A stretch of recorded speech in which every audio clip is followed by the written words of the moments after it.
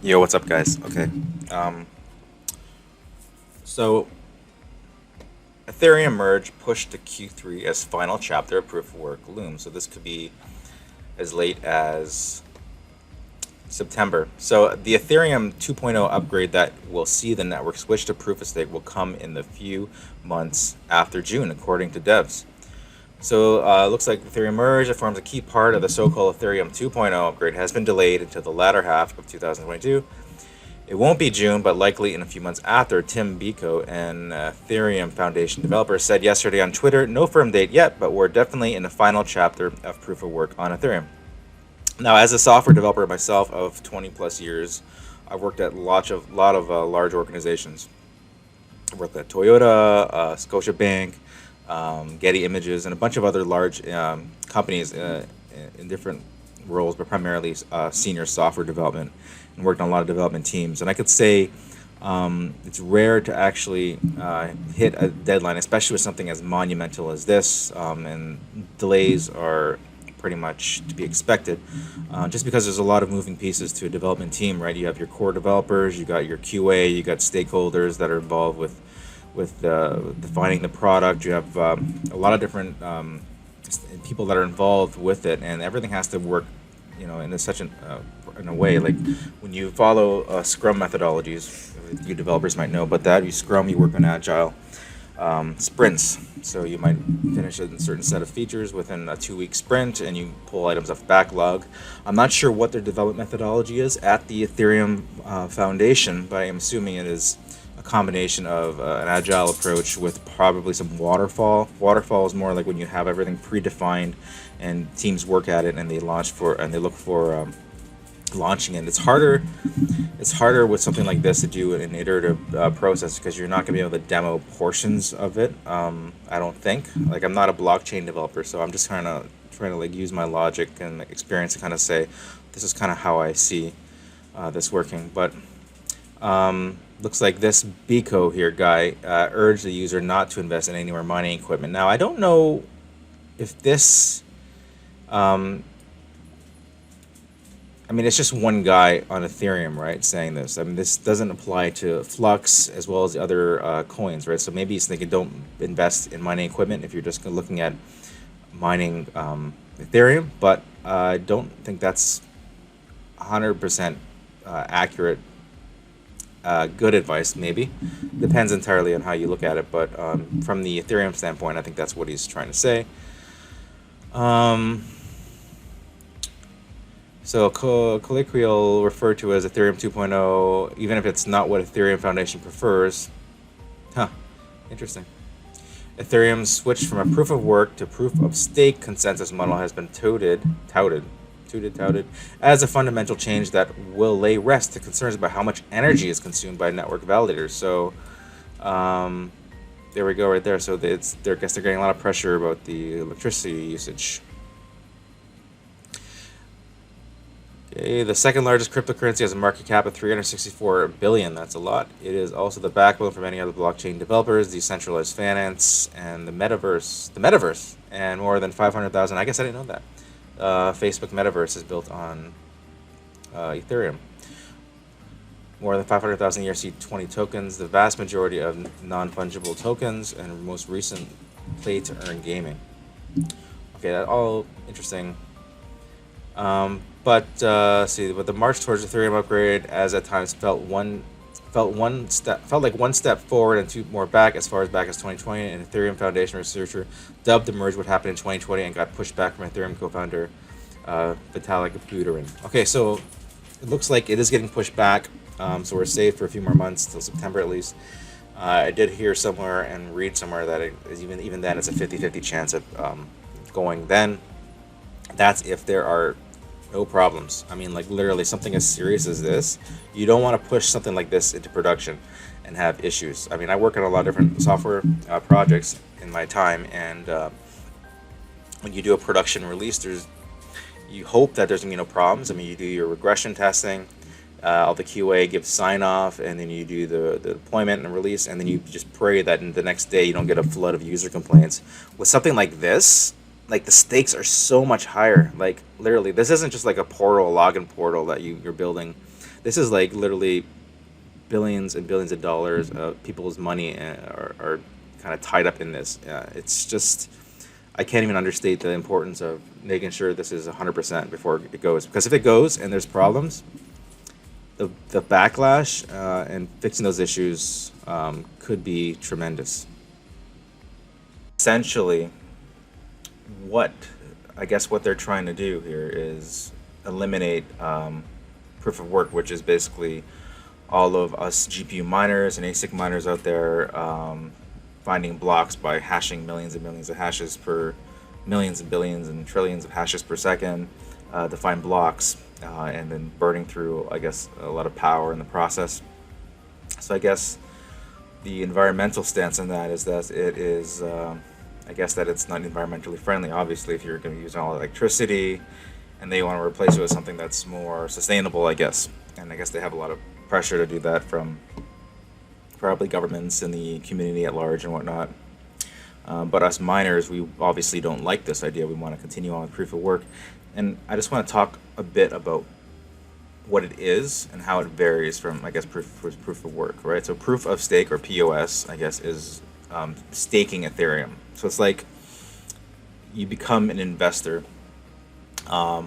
with existing amounts of Ethereum. So you need 32 Ethereum to invest. And 32 Ethereum is roughly, hold on, let me just pull that up for you right now.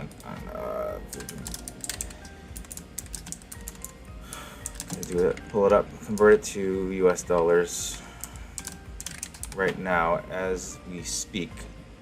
32 Ethereum. And this will lead us into the next discussion here.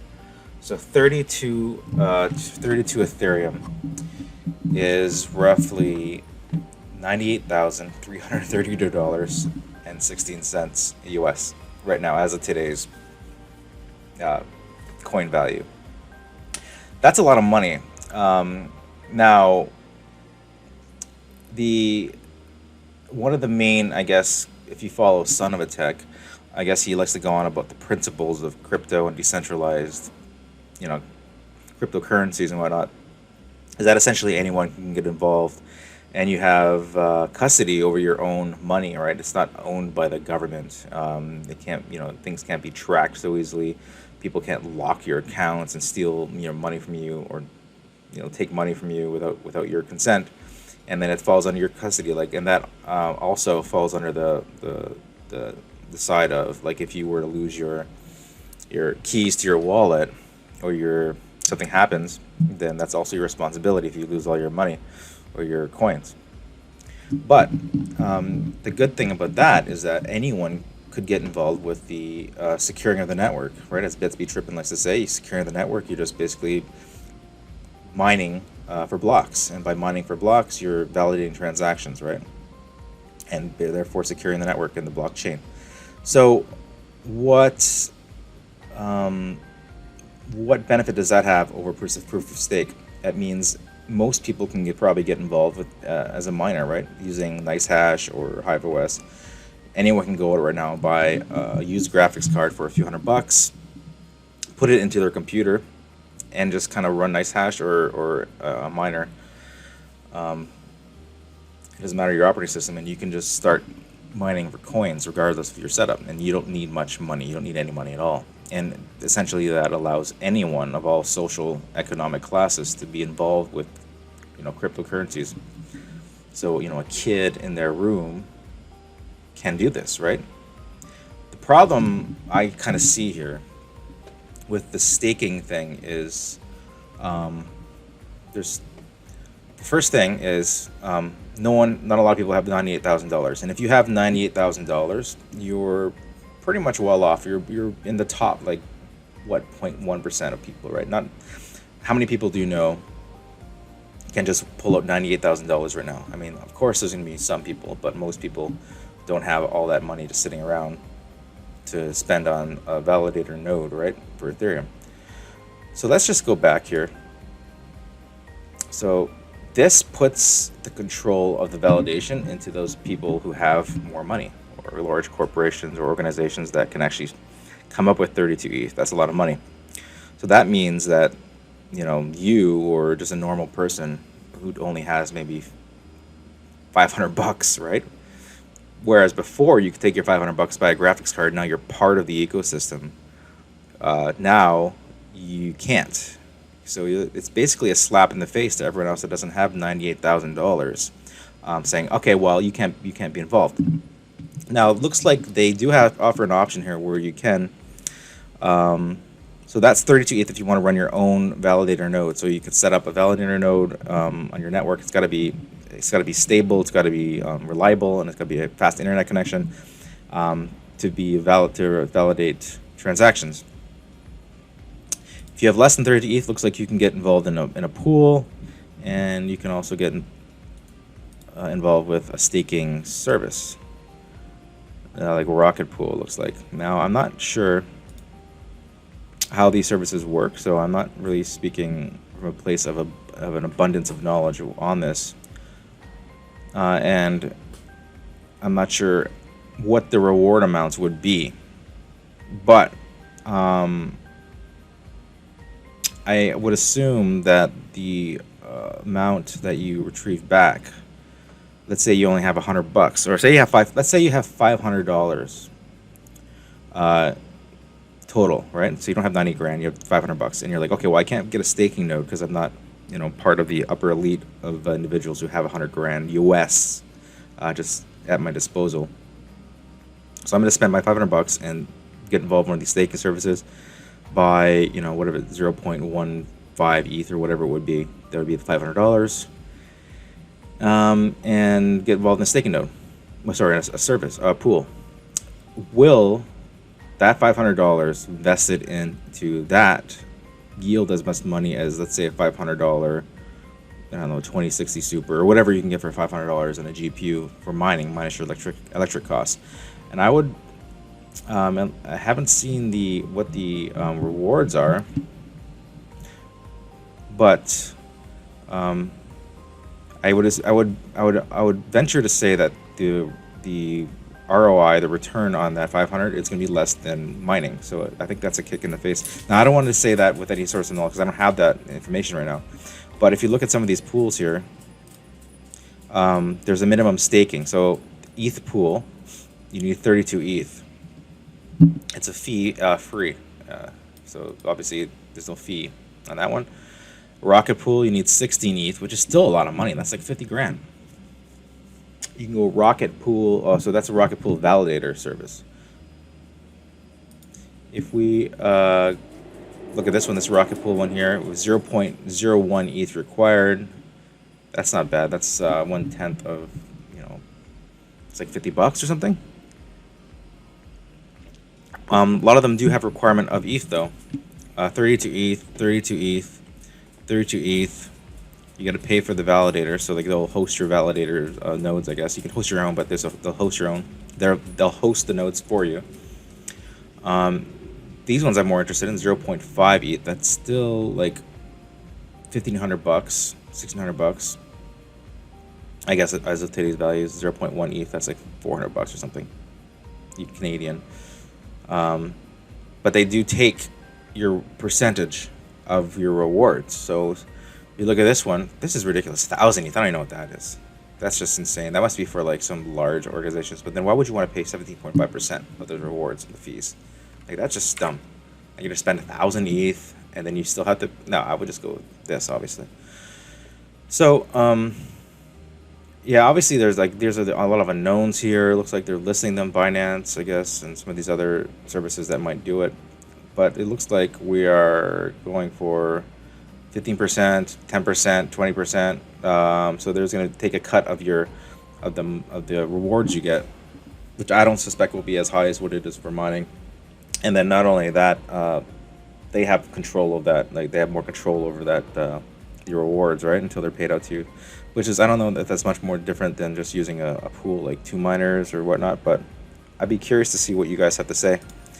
Let's take a look real quickly at total ETH staked right now. So right now, oh yeah, here we go. Here we go. So total validators 342,613. We have a total of 11,496,000 total ETH stake up to this point, with an annual percentage rate, I guess an APR return of 4.6%, which isn't that good. So if you have $100,000, what is that? $4,600. So like, my God, $100,000, and then you only get $4,600 on an annual percentage rate of return on that return. Maybe there's more to that. I'd hope there's more to that, because if you spend 100 grand on a farm, you're making more than $4,600, right? So that's another thing. Like that's just that's like a karate kick to the neck. I mean, unless you have like literally millions of dollars invested, you're not making like jack. Like really, as a validator, as a small validator. And I think you need to be approved as a validator. I read that somewhere, that you need to be approved. I don't want to spread misinformation, but I think I heard somewhere that you, even if you have 32 ETH, it doesn't mean that you're going to be selected to be able to run your own node. So you have to join a pool, I guess, and then you lose more money.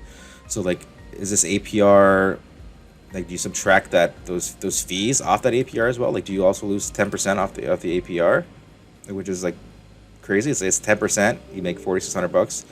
You're down to $4 grand on the 100 grand investment per year. Like, that's not good. Like, you'd have to spend $1 million to make anything worthwhile. Who has $1 million? Who has $98,000? So this is almost like putting all the control of this thing into like people with a lot of money.